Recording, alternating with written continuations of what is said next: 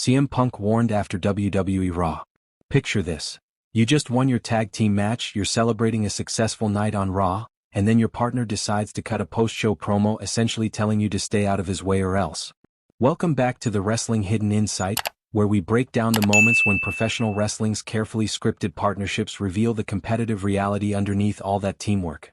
Today we're diving into what happened after the cameras stopped rolling on the latest edition of WWE RAW, when LA Knight decided that winning alongside CM Punk was the perfect time to warn both Punk and their opponents not to interfere with his championship aspirations. Because nothing says great teamwork quite like immediately threatening your partner once the match is over, right? Let's set the stage here because context is everything when you're dealing with the complicated dynamics of professional wrestling alliances. On Raw, CM Punk and LA Knight teamed up to take on Jimmy and Jey Uso in what was presumably meant to be a showcase of unity and cooperation. They won the match, which in normal circumstances would be where the story ends. Everyone shakes hands, maybe raises arms together, and moves on to the next angle. But this is professional wrestling where even victories come with asterisks and warning labels. After Raw went off the air, Knight posted a video to his Instagram that revealed what he was really thinking during all that apparent partnership. And spoiler alert, he wasn't thinking about what a great team they made. In the video, Knight put both CM Punk and Jey Uso on notice, warning them not to get in his way on his quest for the World Heavyweight Championship. Let's break down exactly what Knight said because the wording here is particularly interesting for what it reveals about wrestling psychology and character positioning. Knight started with, "No matter how you do it, by hook or by crook, my hand was raised, that's how it goes down." Translation, I won, the method doesn't matter and that's what counts.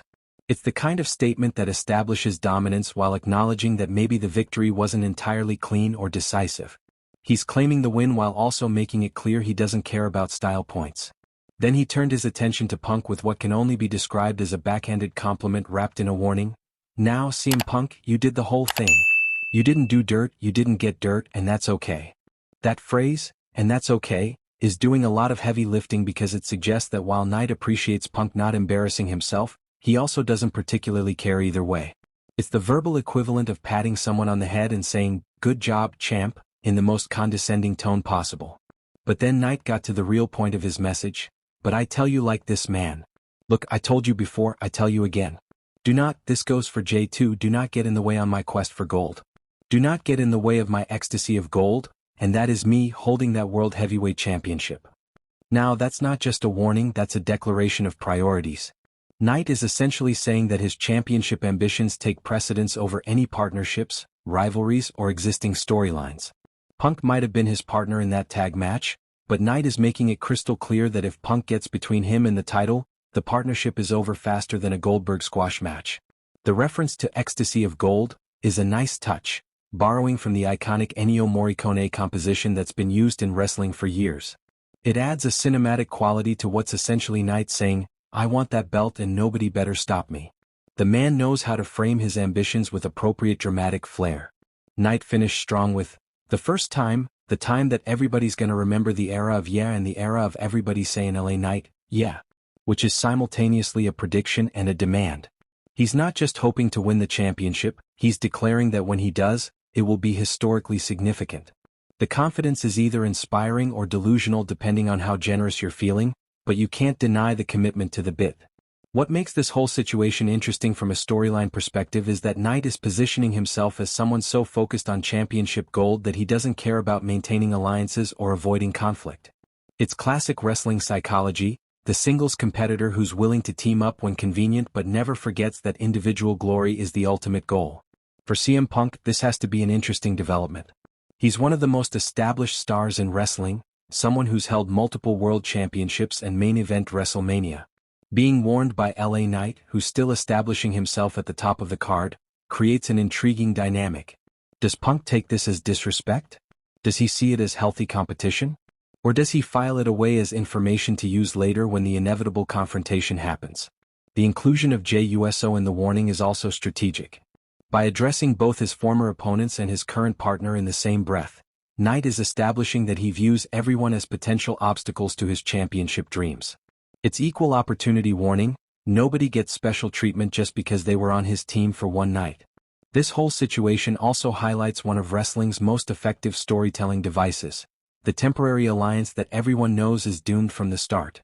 Fans watching that tag match probably understood that Punk and Knight weren't going to be long-term partners. Knight's post-show warning just makes that subtext explicit text. But let's shift gears here because while Knight was busy issuing warnings, CM Punk has been doing some reflecting on his own journey in wrestling. During a recent appearance on Kevin Hart's Cold as Balls show, Punk opened up about what inspired him to become a professional wrestler in the first place. And honestly, his origin story is about as wrestling as you can get. Punk explained, "I always just say wrestling chose me.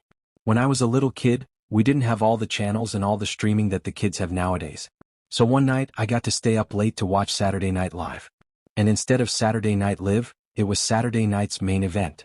It was just insane." That's such a perfect encapsulation of how many people discover wrestling. You're up late, maybe you're not supposed to be watching, and suddenly you stumble onto this bizarre world of larger-than-life characters doing impossible things. For Punk, that accidental discovery became a career-defining moment. If you enjoyed this breakdown of post-show warnings and wrestling origin stories, make sure you're subscribed to the Wrestling Hidden Insight because we're constantly uncovering the stories behind the storylines and the motivations behind the promos. Hit that notification bell so you never miss our coverage of the drama that happens both on camera and after the cameras stop rolling. And let us know in the comments, do you think LA Knight's warning to CM Punk sets up an eventual feud, or is this just standard wrestling posturing? We'll catch you in the next one, where we'll continue exploring the hidden insights that make professional wrestling the most compelling sport entertainment on the planet.